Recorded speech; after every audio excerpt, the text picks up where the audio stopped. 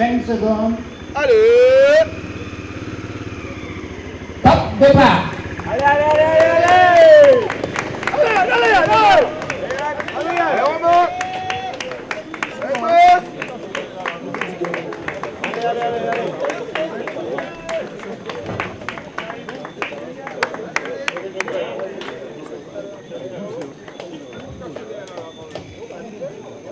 allez! Le parcours est très joli.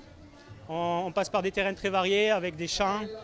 Il y a la rivière, la forêt, toute la montée de la trace des poteaux là, qui est bien raide. Après on court sur le volcan avec de la roche.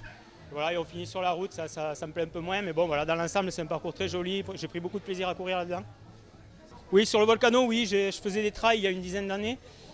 Et j'ai jamais pu faire le Volcano, concours de circonstances. J'étais jamais là au bon moment. Et voilà, cette année, je travaille au Parc National et le directeur nous a demandé de participer. Ça fait 10 ans que je n'ai pas fait de trail et puis voilà, je gagne, tant mieux. Super organisation, mais difficile, très dur parce que beaucoup de montées, gros dénivelé et après la fin extraordinaire, génial. Ça fait depuis septembre que je suis mise au trail, du coup j'ai fait les 2 débuts de l'année et je continue, c'est super. La plus délicate, je pense que c'était dans la remontée de la rivière. La première partie, parce que du coup on a l'eau qui va jusqu'au milieu du ventre, on passe sur les cailloux, on glisse, c'est assez difficile. Après au niveau de la soufrière, là, quand on fait le tour de la soufrière et là où c'est un petit peu roulant où on peut courir. La descente était longue quand même et assez technique, ouais. Je l'ai construite avec l'entraînement auparavant, ça se construit bien avant en amont. Voilà, à travers des entraînements précis pour cette compétition-là et plus principalement pour la Transmartinique en début de saison. Oui, le parcours est très très difficile, surtout avec la boue. Ça tire énormément dans les jambes, ça joue avec les nerfs, ça joue avec le mental. Et bravo à tous ceux qui le font de A à Z parce que c'est un raid, c'est un vrai raid. Eh bien, je reviendrai si je peux, bien sûr. Bien sûr. Mais c'est vrai, le parcours m'a plu, c'était magnifique, même au niveau paysage, voilà, moi je fais du trail pour ça. Et le paysage était splendide malgré la boue. Oui, bien entendu, le Volcano Trail ne se présente plus. C'est vrai qu'il y a les aléas naturels qui nous jouent des tours, parfois, comme en 2017, et les séquelles de 2018. Aujourd'hui, ça reprend le flambeau, ça repart à la normale, et nous avons pratiquement 700 inscrits pour le Volcano Trail 2019. C'est une excellente chose. Maintenant, il y a un paysage extraordinaire à découvrir, même en courant. C'est une course qui est aussi bien historique, culturelle et bien sûr technique, sportive. De plus en plus, il y a des personnes qui veulent s'y frotter. Et même celles qui essayent pour la première fois, c'est pourquoi nous avons développé cette année, par exemple, un 8 km en trail et le même 8 km en rando. Alors que l'an dernier, tout était rando. Et c'était à la demande même des coureurs. Donc, en se pliant un petit peu à leur desiderata, on leur fait plaisir, on fait plaisir à tout le monde. Et effectivement, le T-Raid a fait le plein cette année. Donc, c'est une course qui redémarre à la normale.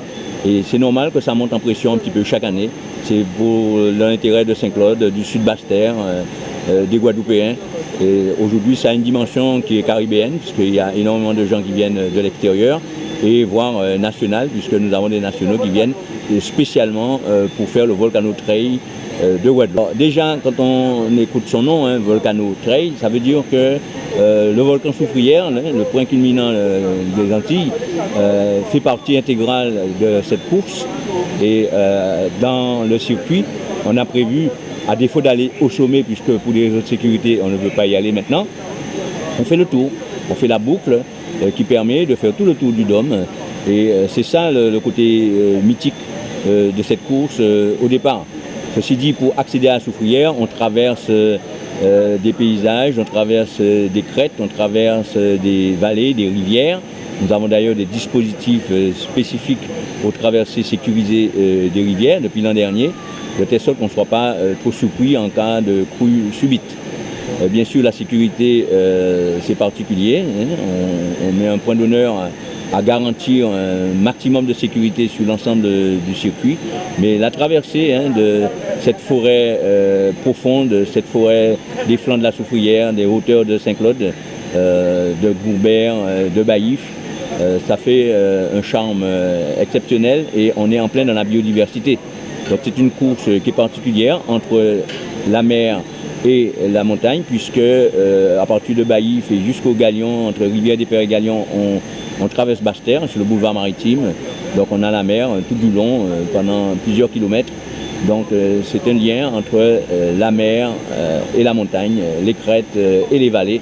Et c'est tout ça qui fait le charme du Volcano Trail. Sans bénévoles, il n'y a pas de course. C'est très important, effectivement, on devrait dire sans coureurs, il n'y a pas de course. Mais pour que les coureurs viennent prendre le plaisir et s'exprimer sur les sentiers, il faut déjà que ces sentiers existent, il faut qu'ils soient entretenus, il faut qu'ils soient réouverts lorsque c'est nécessaire, il faut qu'ils soient nettoyés avant la course, il faut qu'ils soient balisés. Et tout ça, c'est fait par des bénévoles. Nous n'avons pas encore les moyens de professionnaliser tout ça. Donc c'est basé sur le bénévolat et le volontariat. Et il faut compter 200 à 250 bénévoles qui chaque année œuvrent autour du Volcano Trail de telle sorte que la sécurité soit assurée, un minimum de confort même, il ne faut pas avoir peur des mots. Par rapport au balisage, au fléchage, à la sérénité des coureurs parce qu'ils savent où ils vont et ils trouvent leur chemin facilement. Et c'est ça le but. Le but n'est pas de perdre les coureurs, mais au contraire de leur permettre de s'exprimer. On court très vite si on est en forme, on court moins vite ou on se balade tranquillement sur le 8 km, mais en toute sécurité, en toute sérénité. Et ça, c'est grâce aux bénévoles.